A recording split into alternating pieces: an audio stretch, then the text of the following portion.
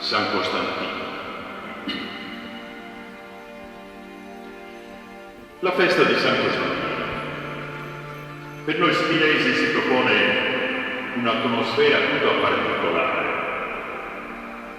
Questa festa ci parla di tradizioni plurisecolari, ci dice di una celebrazione identitaria, dice ricordi di infanzia, solidarietà. Le componenti della nostra festa di Senesi, la festa di San Costantino per noi. Ma la festa di San Costantino dice soprattutto della fede di una comunità,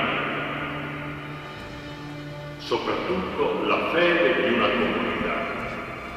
La sintesi di questa fede espressa e la troviamo nel segno luminoso della croce che l'imperatore Costantino vide presso il ponte Milvio, e la troviamo nelle parole in opus signo vinces, con questo segno, cioè col segno della croce, vincerai. E nel segno della croce Costantino